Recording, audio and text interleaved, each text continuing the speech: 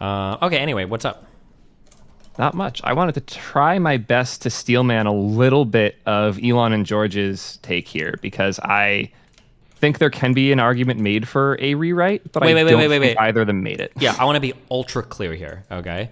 I'm not arguing that Twitter's code base is like neat and tidy, well maintained, and has like, Oh, absolutely. yeah, that's not my I think that argument. your point's My been point like, is just that anytime Elon talks, he comes off to me like Trump, where he just doesn't know what he's talking about. He always gives me that feeling. And I said this even before Twitter, because people are going to accuse me of being politically biased. I always said before that he has this uncanny ability to go on stage and start talking about things. And it, like, I listened to him do speeches on, it was even, I think it was like AI or something. And it just like, some of the things he was saying is like, this guy doesn't, he sounds like he's good at kind of like, I don't want to say being a con man, but like he'll talk about shit, but he doesn't really know what he's talking about. It's like a lot of buzzwords and shit. But yeah, that's the irritating thing when I hear him talking. It could be the case like Twitter's code base is a fucking mess and it needs to rewrite and all that shit. He just sucked ass at like talking about that at all. yeah, I don't know the current state of Twitter's code base. I've heard mixed things, mostly good-ish. I'm thinking much more like as a CEO and like on the like higher level, since I've been on both sides of like running a business and also running a code base. Sure. Why it would make sense to do something that even many of the engineers might not agree with here. There's like in any code base that's that old, like 15-ish years for many parts, like Jesus. it's just that's a lot of baggage to move with. There's a general theory. I forgot the guy who came up with this, but it's like just broken my brain since I heard it. It's every 3 years, any given piece of software gets 3 times easier to write. Okay. And when you have code that's been around for 15 years, a lot of it is written in a way that's exponentially more complex than it has to be now. Sure. And these are like, I hear horror stories of like, there's like one fucking guy in the office that can like maintain like some particular thing. And if like a guy leaves, you're like fucked or shit like that. I don't know how true that is for like modern software development, but yeah. I think the bigger problem when you're in a product org is when changes need to be made. Who knows the thing well enough to make those changes reliably, and how many things have to be changed in order to make that product real? Yeah, that was the thing that I was. Oh, go ahead. As I say, Twitter's an interesting spot because they're not profitable and they're in a really rough spot, especially since Elon doesn't know how ads work. So I think that like they should be focused on adding things and finding opportunities to make more money. And in the pursuit of that, like if they sit down, write out look at the numbers, look at the path to profit, look at how much money they're making, look at their burn, look at their runway. Realistically speaking, what's the most likely to make them profitable the soonest? And if they're not sure about that thing, and a rewrite would theoretically let them do 3 things instead of 1 slightly faster, just like plot all these paths, which gets you money fastest. Yeah. Yeah, I don't necessarily disagree.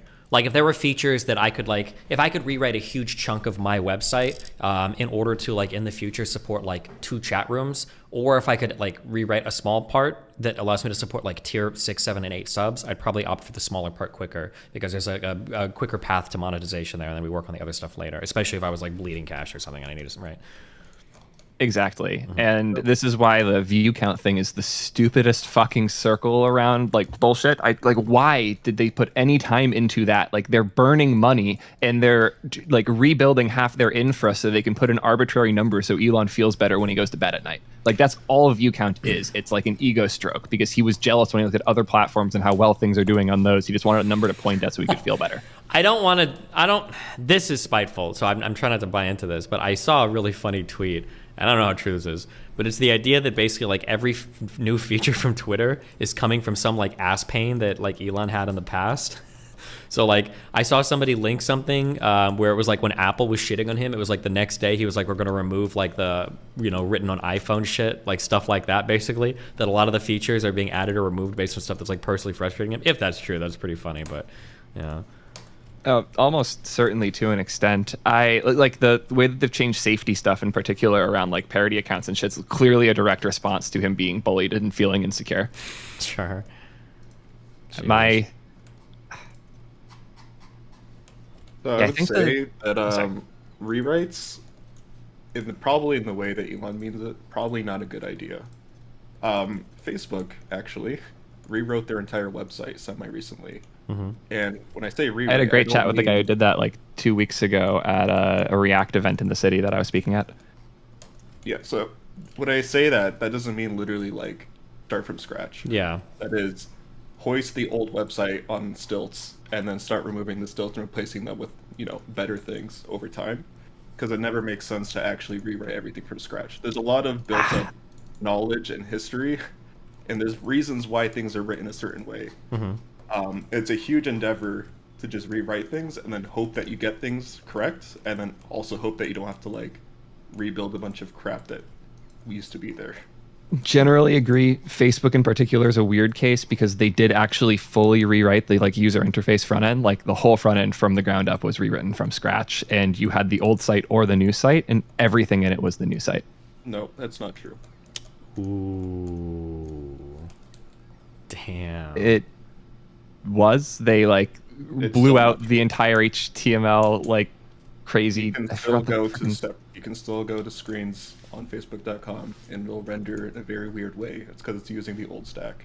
Yeah, it's literally iframing in an old web page. That's not like the website was rewritten. I guess I agree in the sense that there are still pieces that they didn't rewrite, but it's like as far as I as an engineer would ever be concerned, that was a full-on rewrite. Like the top of the site, like the entry point and everything that happens from there is fundamentally different. Way down, like the analogy you gave of like stripping it down to the stilts and then building on top separately, it's the opposite of that. It's literally sledgehammering it, realizing the 4 of those stilts need to be around, and then putting those back in on top after. Well, and I think actually to chime in here, what you guys are talking about right now, I mean, like kind of even showcases of like, what does a rewrite even mean? Like, does a rewrite mean we're literally like opening up Notepad and starting from fucking ground zero on every single thing? Or like, are you just redesigning like parts of the front end or what? Like, it's probably like what a rewrite even means is like up for debate, I imagine, right? Oh yeah, absolutely. What I'm saying is like, as an engineer, when I hear something along the lines of like stripping it down and then building something else on top, I'm not expecting a fundamental different, like a different code base runs the website of Facebook.com right now. Like when you go to Facebook.com, the code base that starts that process and loads that page and generates the HTML you see is a different code base than the one from 3 years ago. Like from the ground up rewrite, they have other parts they didn't port over, so they link you back to those ones. But to me, that's about as far as rewrite could go in a big business.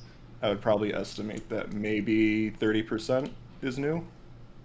It feels like a rewrite because a lot of things on the front end changed. However, a lot of the back end systems did not change. Well, he was saying it was a total front end rewrite, right?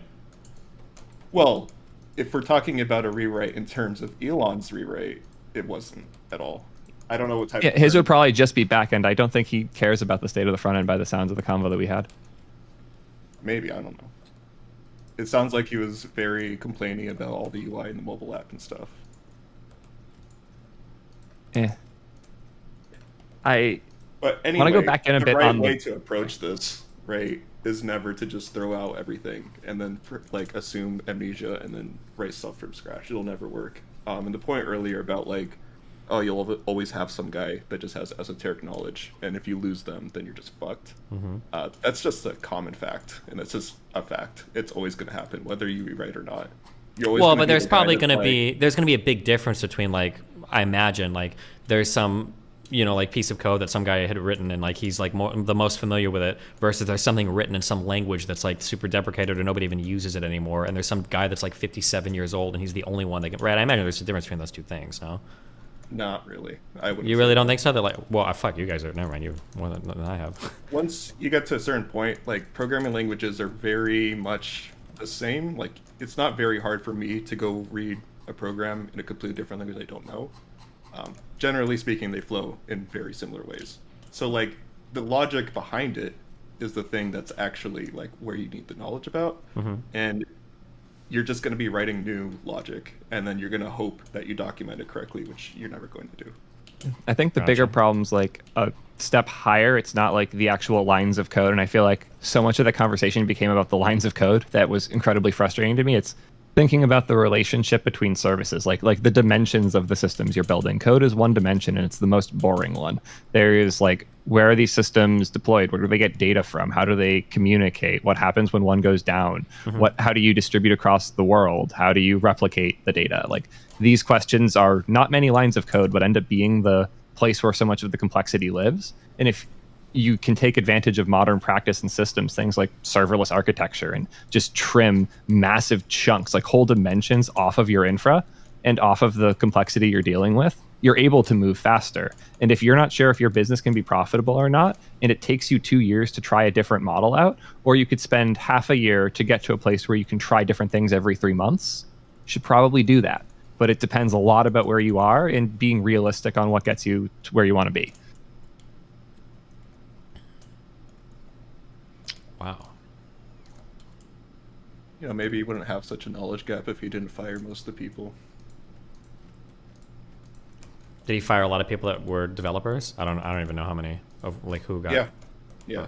I will say that I knew a lot of engineers at Twitter, and I have not personally noticed a correlation between the ones who stayed and left and the ones who were and weren't like high quality. Like I know some very good engineers who left and some very good engineers who stayed, and some lackluster ones who left and stayed as well. I do personally know a handful of super talented engineers who chose to stay at Twitter, though. So for what it's worth, there are people there who know what they are doing and can like describe these things well. And I know a lot of them have had like surprisingly okay conversations with Elon, but he seems to have picked up a bunch of buzzwords and then just spouts them. Based. Yeah.